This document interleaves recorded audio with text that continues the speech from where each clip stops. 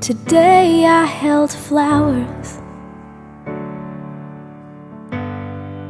And I've known the family of my lovely wife Pamela for a long time. I used to go to school with her older sister, and so I think it was in my S4 vacation. I'd gone to visit her older sister, and it's during that time that I met Pamela.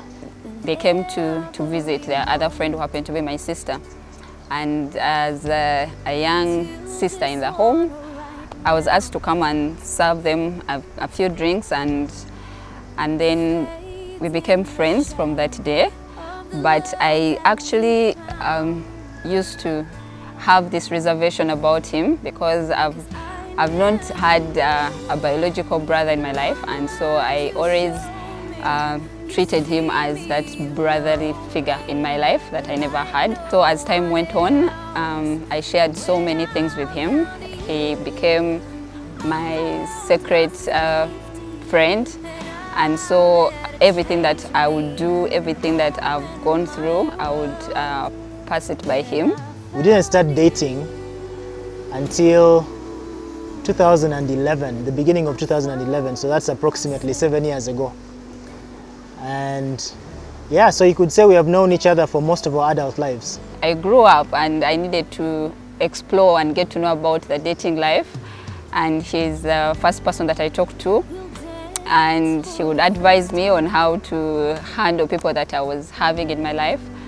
And with time we built this trust amongst ourselves, and I also started doing the same for him when he needed advice on different people that were in his life as well.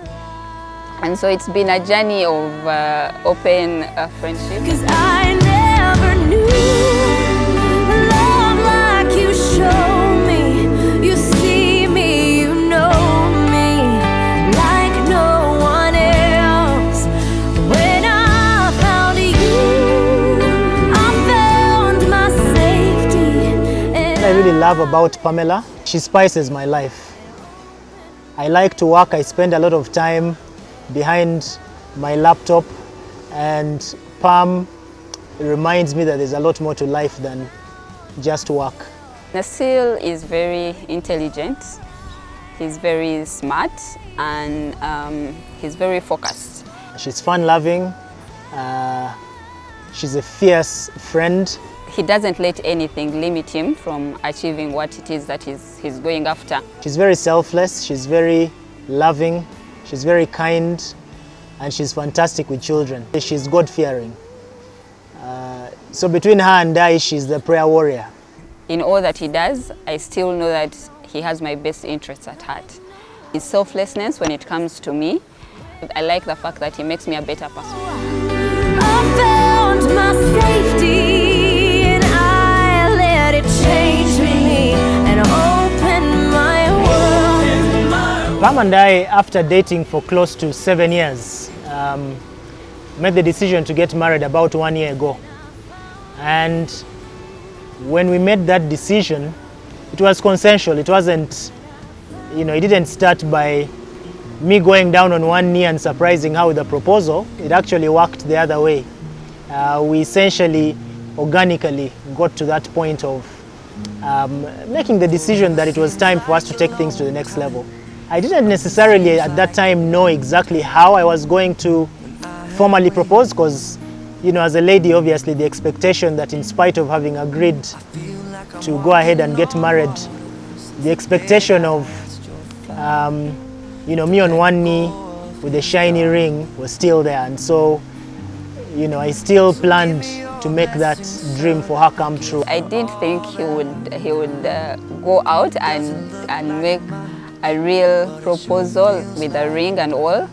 And I'd actually talked to him about, you don't really have to go through all that. We'll see the parents, and then we can get a ring for the wedding day, and we go on with life. So while I was in Tanzania, in trying to think about how to propose to her, what a perfect proposal for her would look like, outside my window, where I used to stay in Moshi, was a very clear view of Mountain Kilimanjaro.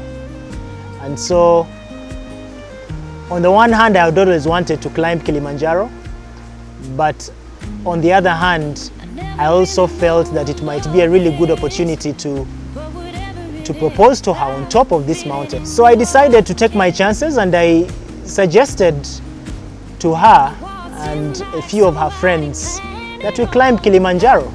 I didn't think she would say yes, but surprisingly she did say yes. But even then I didn't expect that she was going to actually make it all the way to the top. So my plan was essentially kicked in action then. So I went to Nairobi, I found a ring, and so the plan was for us to climb the mountain, get to the peak, and I proposed. That was the idea. We got to the top eventually, but when we got there, it was hardly the mood and hardly the environment for the proposal to happen as I'd imagined it. She was very tired, it was extremely cold, and so I decided against actually proposing. She didn't know at that point that I actually had a ring and that I was actually planning to propose. And so the whole thing was playing out in my mind. I made the decision not to actually propose. On this particular day, it was the 9th of December 2017. Prior to the weekend, he asked me to free up my Saturday. And so I kept on inquiring why, what's happening, because I know he's the kind of person who's not very good at surprises. If I push him hard enough, he'll always spill the surprise to me before. So I tried to inquire what's happening on Saturday, and he was like, we shall go by Protea in Entebbe, and then we'll look around and then have dinner. And then I'm like, oh wow, good idea. So we headed to Protea in Entebbe, just the two of us.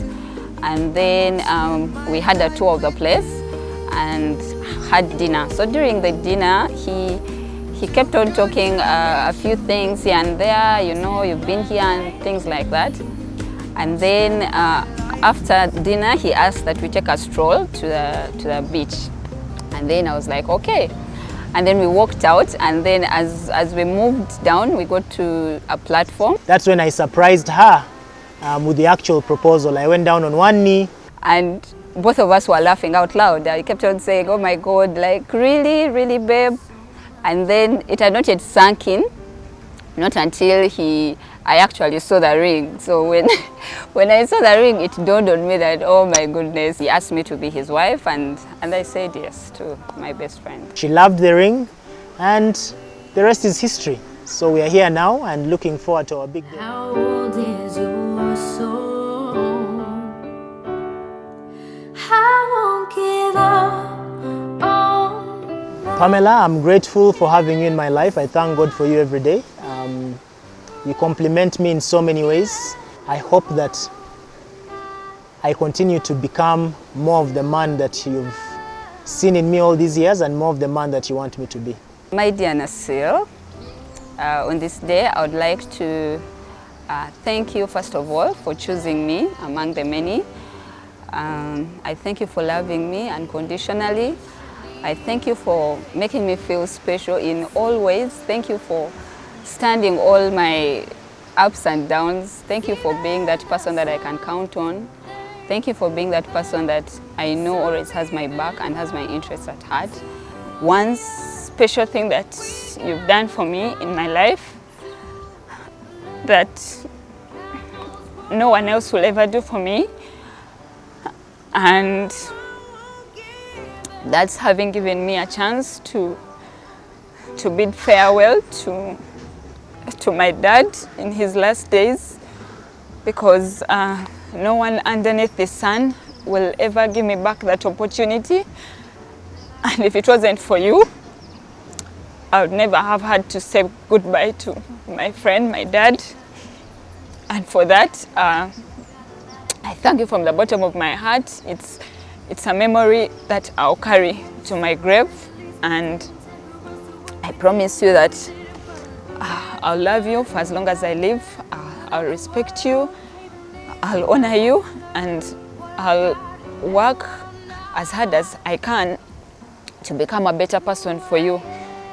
God being our sole provider and God being amidst us both, I believe that the future is bright for us. Thank you, and I love you so much. Thank you for making my dreams come true. Thank you for making me feel special and feel loved in this world.